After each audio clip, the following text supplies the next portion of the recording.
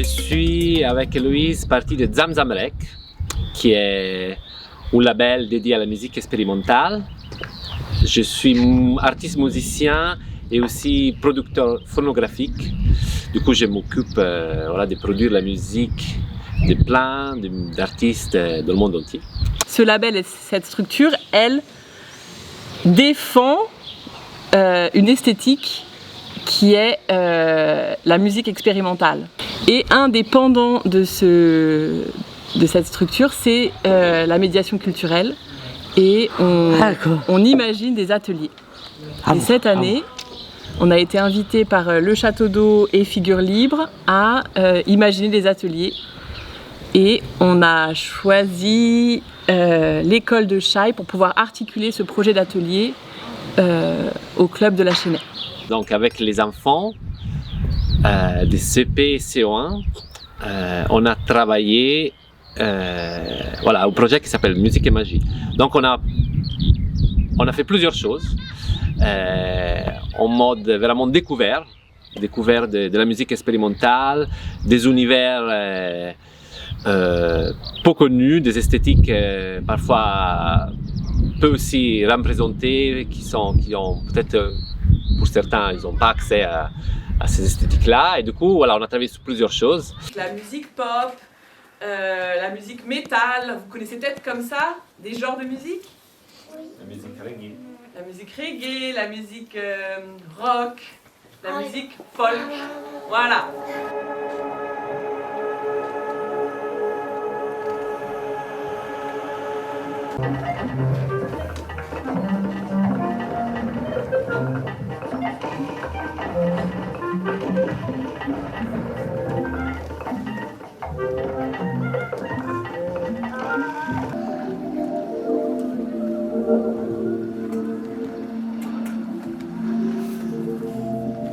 Ouais, au début il y avait quelque chose de très aquatique, comme ça, on entendait comme des vagues. C'était presque l'océan. Ouais.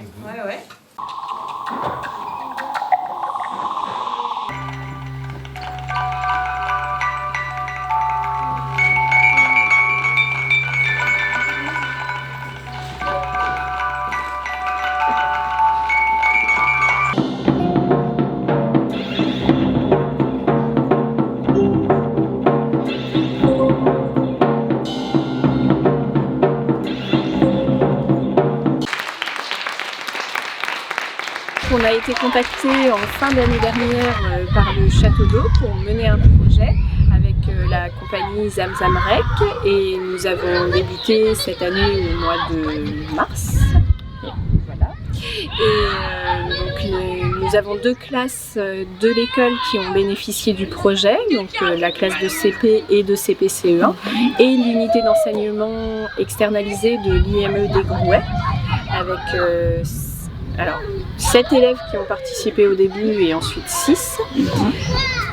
Voilà, donc ils interviennent tous les jeudis dans l'école, donc Olmo et Héloïse, pour travailler avec les élèves, soit le matin, soit l'après-midi.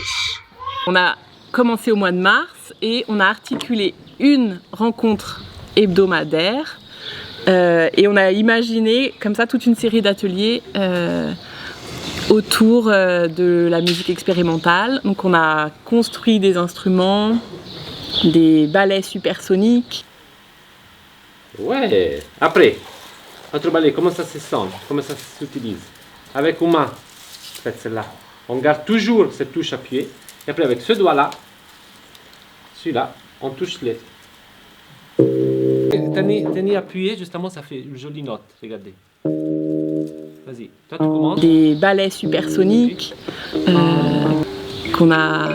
qui sont en fait des instruments MIDI qui sont reliés, qui allient en fait des éléments naturels, des morceaux de bois qu'on est venu décorer avec du fluo et qu'on a branché à des petits circuits. Ouais, ça c'était avec les guitares. Les balais supersoniques.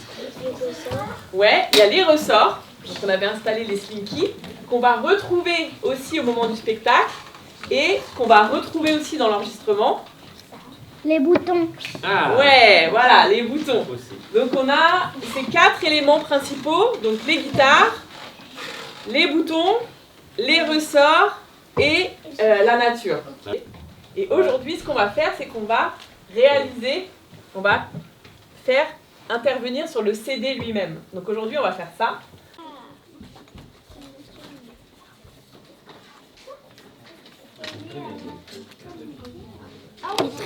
Oui. Les feutres, ils marchent pas. Oh là là là là. On nous a offert la possibilité d'inviter 2 autres artistes.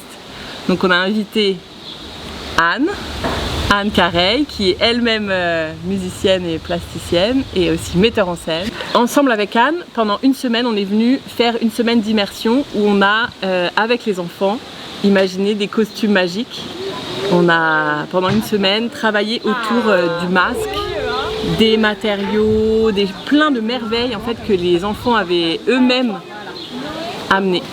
Donc on a assemblé tous ces matériaux pour donner vie en fait à des magiciens et des magiciennes en herbe. Et entre autres, on a aussi invité des artistes à venir avec nous pour cette expérience. Du coup, on a appelé Victor Konviski, qui vient de Suisse et avec lequel on a plutôt travaillé sur des hologrammes. Je suis artiste vidéaste et multimédia. Ça fait une quinzaine d'années que je travaille avec un peu tout ce qui est vidéo et récemment je me suis un peu lancé dans la production d'hologrammes. Du coup j'ai créé pas mal d'installations et d'expositions autour de l'hologramme et autour des illusions d'optique. Plus précisément, du coup on a demandé aux élèves d'amener un objet de leur choix, donc qui ramènent de chez eux, un peu leur objet préféré, une sorte d'objet qu'après on pourrait transformer justement en hologramme. Maintenant on regarde ton objet, et puis ce qu'on veut c'est qu'il tourne un peu, parce qu'il va tourner comme ça dans ta main. D'accord ? Du coup on attend un petit peu qu'il tourne, et puis quand on se dit que c'est bien, on peut represser le bouton. Super. Et puis l'idée c'était que eux puissent par magie comme ça faire apparaître leur objet dans leurs mains sous forme d'hologramme.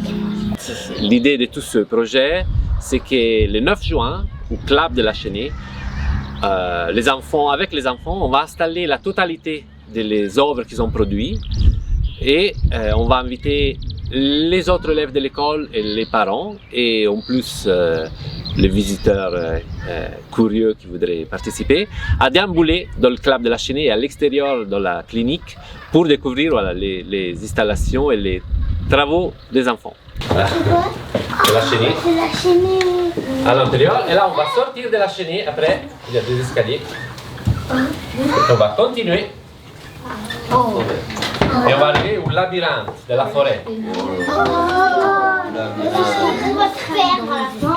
Le processus, donc le fait d'avoir ce temps long, d'avoir plus de 3 mois et de pouvoir vraiment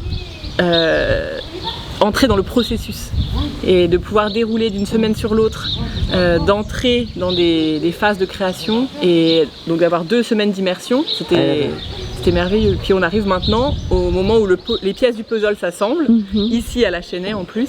Et je crois que le propre aussi de la scène expérimentale, de la musique expérimentale, parce que la scène elle touche aussi à la vidéo, elle touche à la performance, c'est qu'il y a une grande liberté et c'est qu'on essaye aussi de faire fi des codes de la musique qui sont parfois contraignants en termes de durée de morceaux, en termes de représentation. Donc là, ce qu'on a imaginé pour la restitution, c'est pas un spectacle conventionnel, mais c'est une pièce où les repères vont être perturbés, le public va être au centre, les enfants vont venir performer autour en 360 degrés. Donc on essaie comme ça de décaler un peu des choses admises qui conditionnent souvent l'écoute. On va commencer, le signe que le spectacle commence, c'est Olmo qui va envoyer la fumée. Et là, ce qu'on va proposer demain, c'est ça aussi, c'est un moment d'écoute. On arrête tout le monde, les balais vous commencez, et après on fait à l'envers, les loups, les ressorts, et après on essaie de s'arrêter tous ensemble. Donc les enfants ont beaucoup apprécié ce qui avait été fait. Voilà, donc on a testé beaucoup de choses qui sortent du contexte de l'école. Et puis cet aspect de la musique qu'ils connaissaient pas du tout et ils ont apprécié découvrir tout ça. Ouais. Très enrichissant parce que les enfants ont aussi une vision un peu plus émerveillée peut-être que les adultes qui cherchent très rapidement à comprendre comment ça fonctionne. Les enfants, ils se laissent beaucoup plus aller à la magie et ils se laissent beaucoup plus aller à juste être émerveillés par les installations et par ce que Laurent propose. Et du coup, ça j'ai trouvé vraiment assez touchant et assez merveilleux de pouvoir travailler comme ça. Alors tant donc, au niveau personnel, au niveau de l'équipe artistique, les instituts ont été formidables, elles ont complètement embrassé le projet, elles ont tout facilité, c'est très facile d'échanger avec elles, enfin, c'était génial. Et puis les enfants complètement absorbés, impliqués dans la curiosité, vraiment c'est magnifique.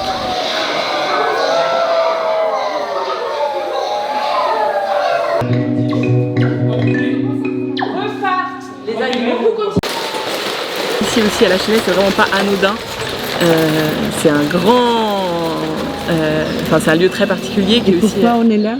Parce que c'est le lieu qu'on a choisi et qu'on a eu envie d'investir pour la restitution et de mélanger en fait tous ces publics qui ont besoin de créer du lien, de s'apprivoiser et de reconnaître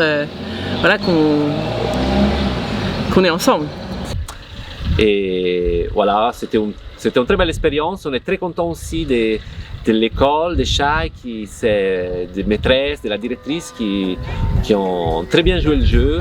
Tout le monde était très enthousiaste. Et du coup, aujourd'hui, qu'on arrive à la fin des ateliers, on peut dire que ça s'est très bien déroulé. Donc voilà, on est très content. Et aussi merci au Château d'eau et Figures Libres pour nous avoir fait confiance et nous avoir soutenus pour ce projet.